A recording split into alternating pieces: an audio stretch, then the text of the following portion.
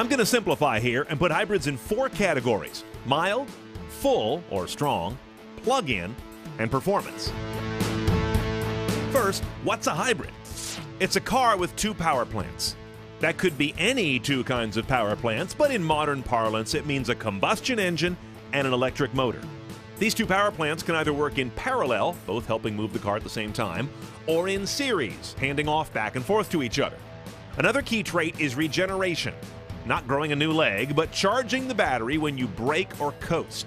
The electric motor then flips modes and turns into a generator as the car's momentum turns it.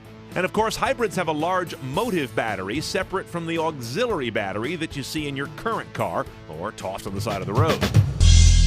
Let's look at the parts that make up a hybrid powertrain. Now, you start with a combustion engine and a fuel supply, just like any other car. And by the way, it's almost always a gas engine. There are diesel hybrids out there. They're exceedingly rare. There's a motor generator. That's that motor that sometimes works as a generator, typically wedged in between the gas engine and the transmission.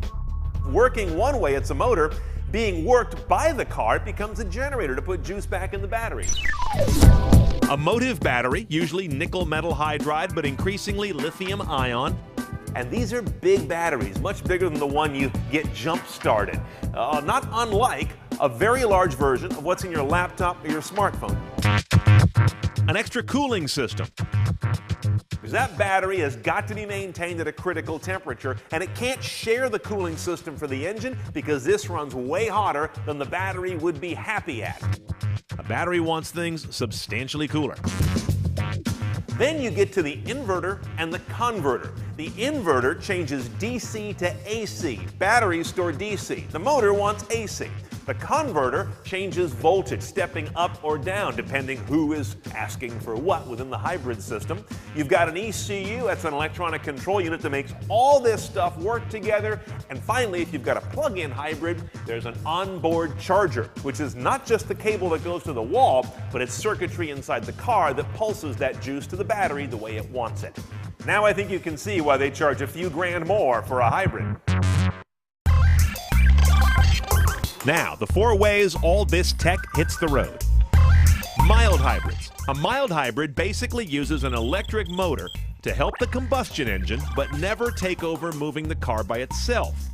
It may be mild, but it's a useful architecture because combustion engines are really lousy at generating a lot more power when you need it right now, like from a stop or when you're passing. Electric motors are really good at giving an instantaneous push at exactly those times. So they jump in to help the combustion engine. Mild hybrids usually have more modest electric motors and motive batteries, so they tend to have less of a hybrid premium cost. Examples of mild hybrids include the GM E-Assist system, which you'll find on the Chevy Cruze Eco, for example. So simple. It works basically like an alternator, helping the engine through a flexible belt. And the Honda Insight also made headlines as being one of the first really affordable, dedicated hybrid models after the Prius. Which brings us to full or strong hybrids. Strong hybrids have the option to run on electric only for meaningful distances and speeds. Let's say up to a handful of miles at city speeds. These kinds of hybrids have larger batteries and motors and typically more sophisticated power blending system where the engine and the electric motor power meet. And when you talk about full hybrids, you're talking about the sweet spot of the market. That, of course, brings you to the Prius, now available in 3 variants. It's a family unto itself, and it pretty much outsells all other hybrids combined. But also cars like the Ford Fusion and other mainstream models that now offer highly efficient hybrid variants that are getting some market traction. So what's a plug-in hybrid? A plug-in, as the name suggests, can be plugged in. That allows it to use a larger battery pack than even a strong hybrid, larger than regeneration alone could ever sustain. So plug-ins are sort of stronger hybrids, offering up to tens of miles of electric range at up to highway speeds. You may not use gas at all for your commute if you just plug in daily.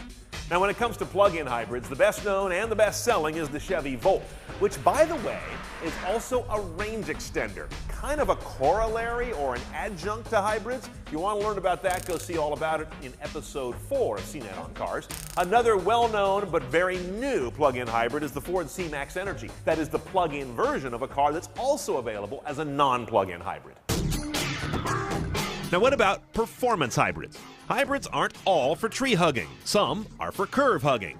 Unlike gas engines, electric motors deliver all of their torque from 1 RPM instead of having to rev up to peak power. And torque is what makes accelerating fun. So by biasing a hybrid power system toward that aim, you can get tremendous acceleration as well as decent MPG. For example, when the Lexus GS Hybrid came out, it actually had worse highway MPG than the conventional V6, yet it was as fast as the V8.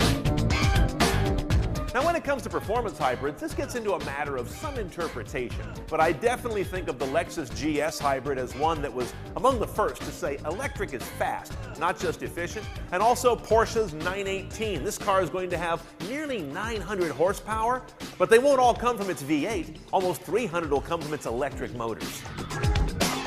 Now, as you know, almost every hybrid model has its own MSRP, typically a few grand or more than a comparable combustion model.